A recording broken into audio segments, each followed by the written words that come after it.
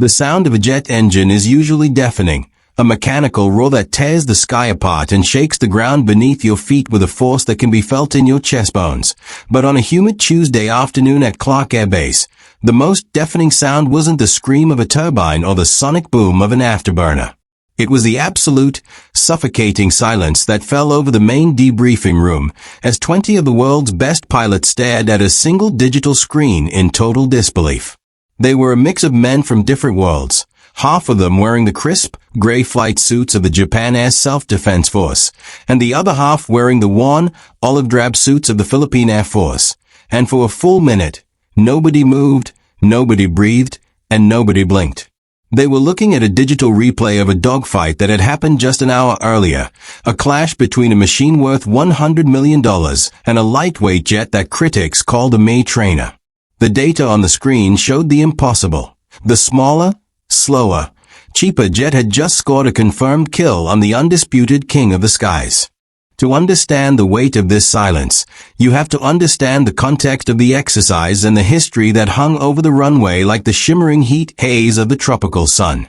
Clark Air Base was once an American stronghold, a place of massive bombers and Cold War posturing, but today it was the stage for a historic handshake between former adversaries who were now learning to protect the same stretch of ocean.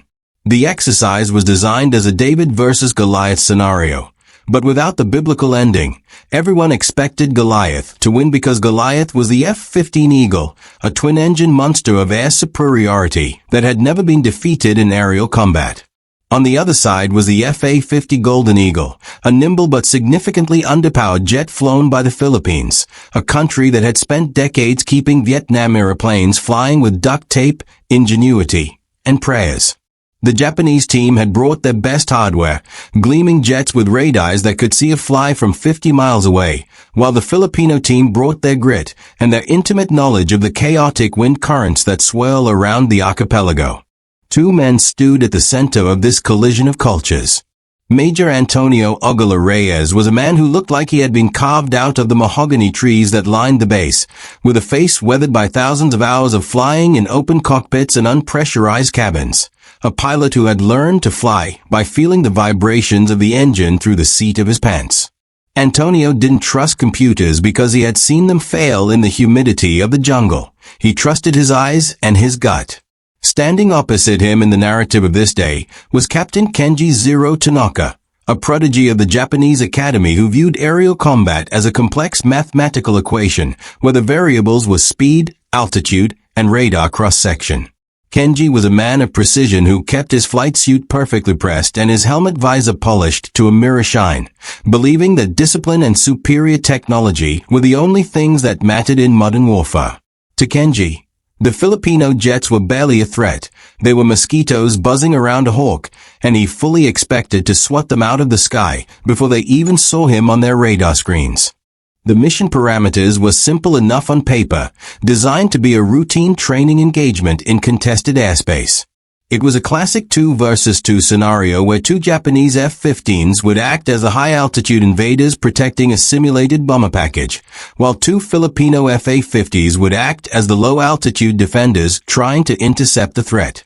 The briefing had been polite but perfunctory, with the Japanese commanders outlining the safety protocols and the engagement zones with a tone that suggested the outcome was already decided. They spoke of visual range and kill boxes, with the confidence of men who held all the aces in the deck. Nobody told Major Reyes that he was supposed to lose. Nobody explained to him that his radar was weaker and his missiles were shorter range. He sat in the briefing room sipping cheap coffee, nodding politely at the graphs and charts, but his mind was already up in the air, calculating angles that the computers couldn't see. As the jets roared into the blinding blue sky, the difference in raw power was immediately and painfully obvious to anyone watching from the ground. The Japanese Eagles climbed like rockets, their massive twin engines pushing them to supersonic speeds in seconds, tearing holes in the clouds and claiming the high ground at 30,000 feet, where the air was thin and their engines were most efficient. The Filipino Golden Eagles had to fight for every foot of altitude, their single engines screaming as they clawed their way up to 20,000 feet, appearing like toys next to the massive silhouettes of the Japanese fighters. Inside the cockpit of the lead Japanese jet, Captain Kenji watched his radar screen, which was painting a clear, crisp picture of the battlefield below. He felt a calm sense of superiority, a detached professionalism, because his missiles could lock onto the Filipino jets from 40 miles away, long before they could even think about shooting back.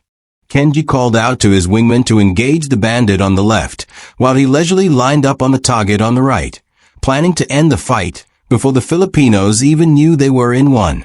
But as Kenji locked his radar onto the target, waiting for the tone that would signal a good shot, something strange happened on his display.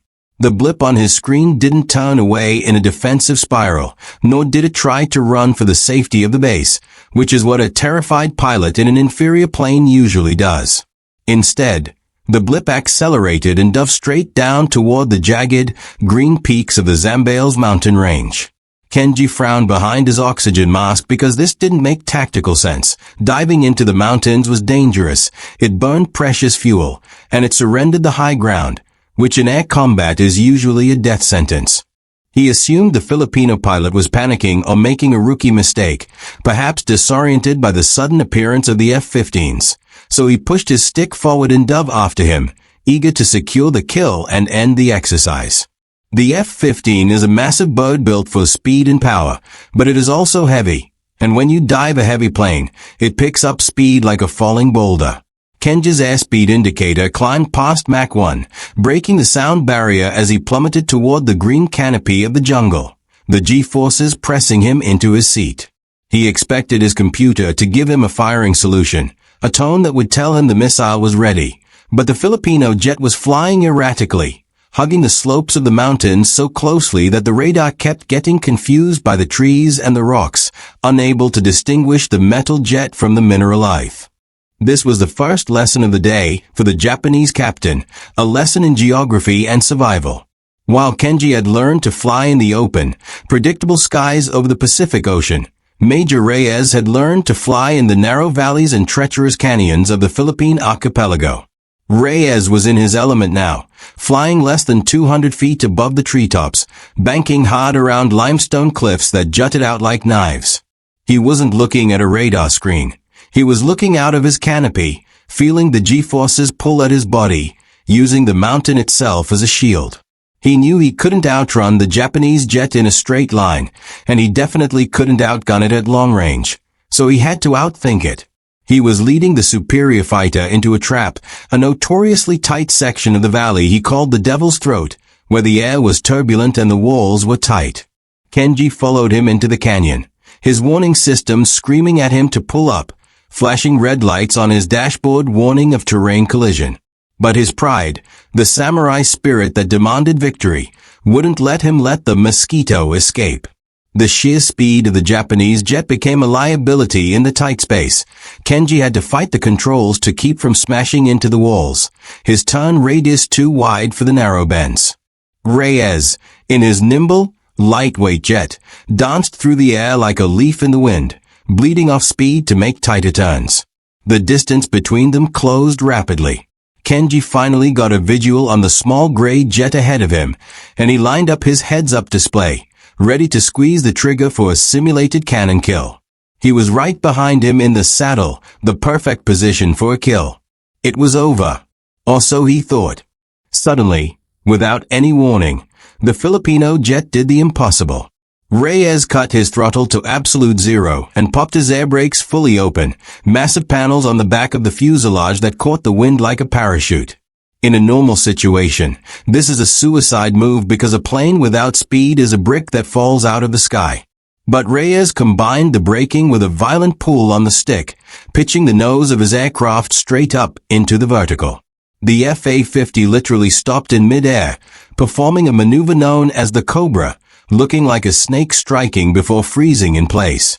Kenji, in his heavy, fast F-15, was traveling at over 600 miles per hour, and he had no time to react. He couldn't slow down that fast, and he couldn't pull up without ripping his wings off due to the G-load. He watched in horror as his jet shot right underneath the stalled Filipino plane. In a split second, the geometry of the fight flipped. The hunter became the hunted. As Kenji flew past, unable to stop his momentum, Reyes slammed his throttle back to full afterburner, kicking the engine into overdrive. The nose of the FA-50 dropped back down, gravity assisting the maneuver, and instantly locked onto the glowing, hot exhaust of the Japanese jet that was now directly in front of him. Reyes squeezed the trigger, and the radio crackled with the words that every pilot dreads hearing when they are directed at them. Fox 2. Kill. The simulation computer confirmed it instantly. The mighty F-15, the undefeated champion of the air, had been shot down by the trainer jet in a maneuver that defied the textbook. Back in the debriefing room, the silence was heavy enough to crush a tank. The Japanese commanders stared at the screen, watching the digital replay of the maneuver over and over again, trying to find a glitch in the software. They had analyzed the data, and according to their flight computers, the FA-50 shouldn't have been able to pull that much angle of attack without entering a flat spin and crashing into the jungle. They looked at Major Reyes, who was sitting in the back of the room, sipping a cup of cheap coffee with a small, tired smile on his face. He didn't look like a computer genius or a tactical god. He just looked like a man who was happy to be on the ground. The younger Filipino pilots looked at him with reverence, knowing that he had just pulled off a move that would be talked about for decades. Captain Kenji stood up slowly from his chair. He was a man of deep honor, and in his culture, failure was a heavy burden, but he also respected skill above all else. He walked across the room, his flight boots echoing on the linoleum floor, until he stood in front of the Filipino major. The room held its breath, expecting a confrontation or an excuse about the equipment. Kenji looked Reyes in the eye and asked a simple question. How? He asked how he knew that the F-15 would overshoot, what calculation he used to determine the drag coefficient and the braking distance in that specific air density. He wanted to know the math behind the miracle. Reyes put down his coffee and shrugged, his demeanor humble and unassuming. He said in simple English that he didn't use a calculator. He explained that he could feel the pressure wave of the F-15 pushing him from behind, like a large truck passing a small car on a highway, and he knew that the Japanese pilot was too eager, too focused on the kill to look at his speedometer. He tapped his chest and said, "I didn't fight your plane. I fought you." This statement hit the room like a bomb. For years, the Japanese pilots had trained to fight machines, to fight radar signatures and data points. They had forgotten that inside the metal skin of the enemy aircraft there is a human being with fear, pride, and instincts. The training exercise continued for another week, but the dynamic had completely changed after that day. The Japanese pilots stopped relying solely on their instruments and started asking the Filipinos how to read the clouds, how to use the position of the sun to hide their approach, and how to fly by the seat of their pants.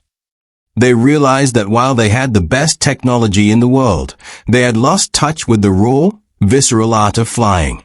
In return, the Japanese shared their knowledge of long-range engagement and systems management, teaching the Filipinos how to maximize the limited technology they had, showing them how to squeeze every ounce of performance out of their radars. It became a true exchange of wisdom, a blending of two distinct warrior spirits. But that one maneuver, the Cobra of Clark as they started calling it, became a legend that spread beyond the base. It was a reminder that in war, nothing is certain. You can have the fastest plane and the smartest computer, but if you underestimate your opponent, you will lose. The documentary crews that were there to film a diplomatic puff piece about cooperation ended up capturing a profound lesson in humility and skill. They filmed the briefings, the flights, and the interactions, realizing that the real story wasn't about the hardware, but about the men operating it. The final shot of the training wasn't a formation of jets flying perfectly in sync against the sunset, although that happened too.